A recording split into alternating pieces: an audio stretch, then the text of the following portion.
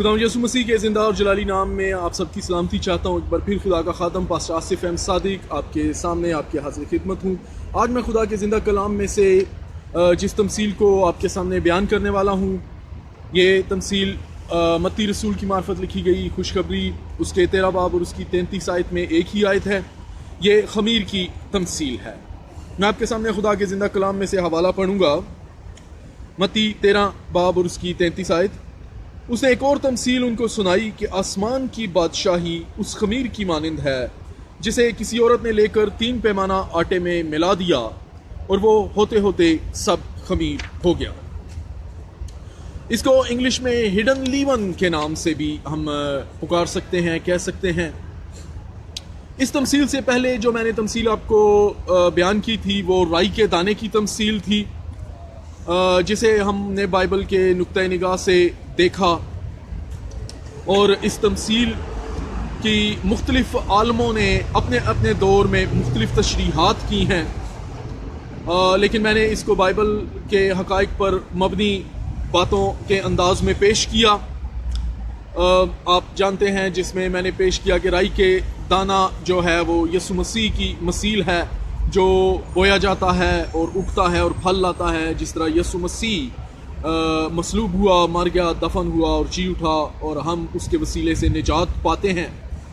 اب یہ خمیر کی تمثیل اسی کا اگلا حصہ ہے، لیکن اس میں جو یسوع مسیح تعلیم بیان کر رہا ہے، اپنے شاگردوں کو بتا رہا ہے، اس میں انہیں خبردار رہنے کی تعلیم دی گئی ہے۔ در حقیقت خمیر کی جو مثال ہے، اس کے 2 نظریات پیش کیے جاتے ہیں۔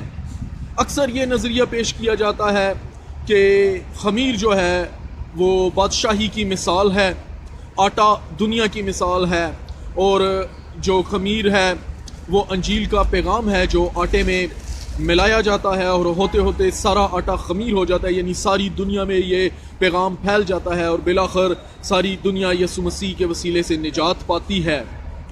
لیکن یہ نظریہ غلط ہے، اور کلیسیائی تاریخ کے واقعات بھی اس کی تردید کرتے ہیں، کیونکہ بائبل مقدس کے مطابق خمیر ہمیشہ برائی اور گناہ کی مثال ہے، اور یسوع یہ بہتر طور پر جانتا تھا کہ وہ خمیر کو کن کے سامنے بیان کر رہا ہے، کیونکہ اس کے سامنے سننے والوں میں فقی اور فریسی بھی شامل تھے، اور فقی اور فریسی بھی جو ہیں وہ خمیر کے تعلق سے بہت بہتر طور سے جانتے تھے کہ خمیر گناہ اور برائی کی علامت ہے۔ اگر آپ خروج میں دیکھیں تو اسرائیلیوں کو اس کے 12 باب کی 15 آیت کو پڑھیں تو اس میں اسرائیلیوں کو بے خمیری روٹی کی عید 7 دن تک منانے کا حکم تھا، کہ 7 دن تک ان کے گھروں سے ہر طرح کا لیون، ہر طرح کا ییسٹ، ہر طرح کی ملاوٹ جو ہے دور ہو، اور وہ 7 دن تک بے خمیری روٹی کھائیں۔ اور اگر ان 7 دنوں میں اس عید کے دوران ان میں سے کسی کے گھر میں خمیر برآمد ہو جاتا تو وہ شخص اپنی قوم میں سے کاٹ ڈالا جاتا۔ اور اسی طرح پھر ہم دیکھتے ہیں کہ متی 16 باب میں اس کی 6 آیت سے 12 آیت تک یسوع مسیح نے اپنے شاگردوں کو صدیقیوں کے خمیر سے خبردار رہنے کے لیے کہا۔ پھر ہم مرکز 8 باب میں دیکھتے ہیں اس کے 15 آیت کے اندر کہ یسوع مسیح نے اپنے شاگردوں کو ہیرودیس کے خمیر سے خبردار کیا۔ پھر ہم پولس رسول کی تعلیم دیکھتے ہیں 1 کرنتھیوں اس کے 5ویں باب کے اندر اس کی 6 اور 7ویں آیت میں خمیر کو بدی اور شرارت سے تشبیہ دی گئی ہے۔ اسی طرح گلتیوں کے خط کے اندر ہم دیکھتے ہیں اس کے 5ویں باب کی 9ویں آیت کے اندر جس میں خمیر سے مراد جھوٹی تعلیم ہے۔ اب اس تمثیل میں جو اصل نوٹ کرنے والی بات ہے وہ 2 چیزیں ہیں۔ ایک تو وہ عورت جو آٹے میں خمیر ملاتی ہے، یعنی جھوٹی نبوت کرنے والے خادم اور جھوٹی تعلیم پھیلانے والے لوگ، یہ ان کی طرف اشارہ ہے۔ اور دوسرا خمیر، جیسے انگلش میں اس کو ہڈن لیون کے نام سے کہا جاتا ہے، اس نے پوشیدہ طور سے خمیر اس غلط تعلیم کو بیان کرتا ہے جو کلیسیا کے اندر ملائی جا رہی ہے۔ مختلف طرح سے لوگ کلیسیا کو تباہ کر رہے ہیں۔ در حقیقت یہ تعلیم اس طرف خداوند یسوع مسیح نے، اسی لیے اس نے اپنے شاگردوں کو بارہا اس طرح کے خمیر سے محتاط رہنے کو کہا، خبردار کیا۔ ہم دیکھتے ہیں کہ اگر کلیسیا واقعی روحانی طور پر بیدار نہیں ہے تو یہ ایک خطرناک حالت ہے، خطرناک صورت حالت ہے۔ میں آپ کے سامنے ایک حوالہ دوسرا پطرس کا دوسرا خط اس کے دوسرے باب کی پہلی آیت کو پڑھنا چاہوں گا تاکہ یہ زیادہ واضح طور سے ہمارے سامنے بات کھلے۔ اس میں لکھا ہے دوسرے پطرس کے دوسرے خط کے دوسرے باب کی پہلی آیت میں، اور جس طرح اس امت میں جھوٹے نبی بھی تھے، اسی طرح تم میں بھی جھوٹے استاد ہوں گے جو پوشیدہ طور پر ہلاک کرنے والی بدعتیں نکالیں گے۔ اسی طرح تم میں بھی جھوٹے استاد ہوں گے جس طرح اس امت میں جھوٹے نبی تھے۔ یہ گمراہ کرنے والے ایسے استاد ہیں، ایسے لوگ ہیں جنہیں وہ طبقہ جو کلام سے بے بہرا ہے، کلام کو صحیح طور پر نہیں جانتا، وہ طبقہ بہت پذیرائی دیتا ہے اور ان کا حوصلہ اور بڑھتا ہے اور وہ اور کلیسیاؤں کو تباہ کرتے ہیں۔ اگر آپ ہوسیہ اس کے چوتھے باب کی 6 آیت کو پڑھیں تو بڑا واضح لکھا ہے، خدا کہتا ہے کہ میرے لوگ عدم معرفت کے باعث ہلاک ہوئے۔ اگر کلیسیا کے پاس صحیح تعلیم ہے تو وہ عدم معرفت کا شکار نہیں ہو سکتے اور اس طرح کی جھوٹی تعلیمات سے وہ بچ سکتے ہیں۔ اب اس بنیاد پر ہم اس لحاظ سے اس تمثیل کے مطابق جھوٹے عقائد اور غلط تعلیمات پر دی جانے والی تعلیمات کی جانچ پڑتال کر سکتے ہیں۔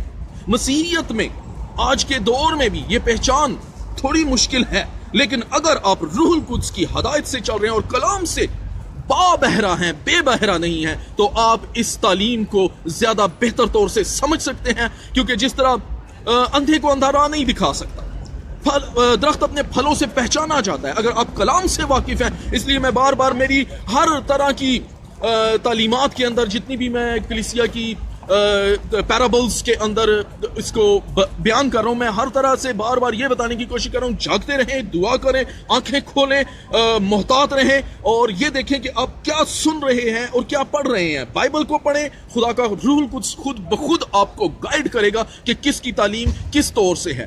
اس تعلیم کے اندر ہم دیکھتے ہیں یسوع مسیح نے خمیر کے تعلق سے بڑے خاص طور سے ہمیں خبردار کیا ہے۔ اگر ہم بائبل کی ہدایت کے مطابق نہیں چلتے تو ایسے بہت سے لوگ ہیں جو ہمیں گمراہ کر سکتے ہیں، جو تثلیث کے منکر ہیں۔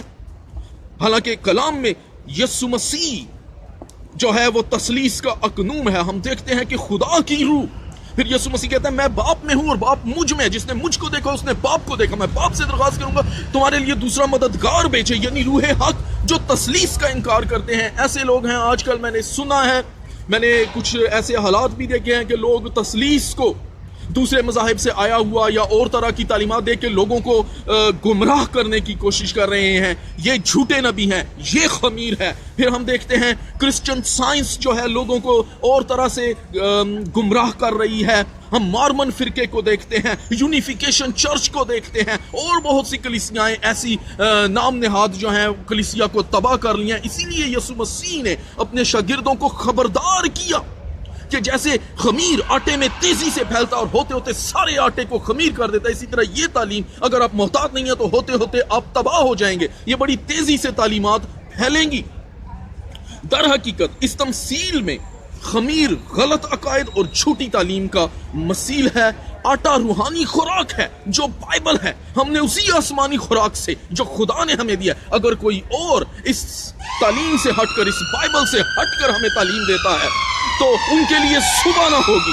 اگر کوئی آسمان کا فرشتہ بھی ہمیں اس کلام میں لکھا ہے، یہ میں آیتیں بول رہا ہوں، میں آپ کو حوالے نہیں دے رہا، لیکن میں کلام کی آیتیں بول رہا ہوں، کیا لکھا ہے کہ اگر کوئی آسمان کا فرشتہ بھی اس خوشخبری سے ہٹ کر تمہیں کوئی اور خوشخبری دے تو وہ ملعون ہوگا۔ تو اس لیے عزیزو احتیاط کریں۔ آٹا بائبل کی مثال ہے، خدا کے کلام کی مثال ہے، جس میں لوگ خمیر ملانے کی، خمیر گناہ کی مثال ہے۔ اسی لیے بنی اسرائیل کو یہ سخت حکم تھا اور انہیں کہا گیا تھا کہ اگر ان 7 دنوں میں بے خمیری عید کے اندر، بے خمیری روٹی کی عید کے 7 دنوں میں سے ایک دن بھی کسی کے گھر سے خمیر نکلے، وہ شخص اپنی قوم میں سے کاٹ ڈالا جائے۔ یہ بڑی سخت تعلیم ہے۔ خمیر کو پہچانے اپنے ارد گرد، اور گندھا ہوا آٹا، ہم خالص گندھا ہوا آٹا، بے خمیری آٹا، خدا کے سامنے بے عیب ہونے کی ضرورت ہے۔ پھر جو عورت ہے جو اس آٹے میں خمیر کو ملاتی ہے، وہ گمراہ کن استادوں کی طرف اشارہ ہے، گمراہ کن لوگوں کی طرف۔ میں نے ایسے لوگ دیکھے ہیں گمراہ کن تعلیمات دینے اور لوگ ان کو استاد مانتے ہیں۔ ایک بار پھر کہتا ہوں، اندھے کو اندھا راہ نہیں دکھا سکتا. آپ بائبل کو پڑھیں, بائبل خود بخود آپ کی رہنمائی کرے گی. اگر آپ بائبل سے واقف نہیں تو آپ ان تعلیمات کی پرکھ نہیں کر سکتے. اس لیے عزیزو اس تعلیم کو سمجھیں. میں کوشش کرتا ہوں مختصر ترین وقت میں زیادہ سے زیادہ مؤثر طور سے آپ کو بتا سکوں یسوع مسیح کی تعلیمات, یسوع مسیح کی پیرابلز کیا ہیں. اس لیے برائے مہربانی اس تعلیم کو سمجھیں کہ خمیر کیا ہے, جو ہوتے ہوتے سارے گندے ہوئے آٹے کو خمیر کر دیتا ہے, اس سے بچیں. میں آپ کے لیے دعا کرنا چاہوں گا. اگر آپ کی کوئی پریشانی ہے, جسمانی ہے, روحانی ہے, خاندانی ہے, مالی ہے, کسی طرح کی بھی ہے, میں ایمان کے ساتھ دعا کروں گا, اور آپ بھی اس ایمان کو رکھیں کہ یسوع مسیح جو کل آج بلکہ اب تک یکساں ہے, وہی ہماری دعاؤں کا جواب دیتا ہے. وہ زندہ ہے. وہ کل جو معجزے 2000 سال پہلے کرتا تھا آج بھی کرنے پر قادر ہے, کیونکہ وہ بدل نہیں سکتا. اگر آپ اس پر ایمان رکھتے ہیں, آپ کی مشکلیں یسوع کے نام میں حل ہوں گی. اس کا روح القدس متحرک ہے, کیونکہ ہم اخیر دور کے اندر رہ رہے ہیں. آئیے میرے ساتھ ایمان کے ساتھ دعا میں شامل ہوں. میں یسوع مسیح کے زندہ اور جلالی نام میں آپ کے لیے دعا چاہوں گا. خداوند یسوع مسیح کے نام میں ہمارے نہایت ہی مہربان بزرگ باپ, تیرا شکر, تیری تعریف, تمجید, ستائش, مدح, سرائی, حمد و جے جےکار کرتے ہوئے تیری پاک حضوری میں آتا, اور تیرا خادم ہوتے ہوئے خدا باپ, بیٹے, روح القدس کے نام میں تیرے اعلیٰ الہی اتم اختیار کو لیتے ہوئے خداوند خدا اس وقت میں خادم ہوتے ہوئے تیرا ان سننے والے لوگوں کو, اور یہ کلام بعد میں جو لوگ سنیں ان کے لیے, ان کی خاندانی اور شخصی زندگی کے لیے, ان کے کاروبار کے لیے, ان کے حالات کے لیے تیرے آسمان پر سے برکت چاہتا ہوں.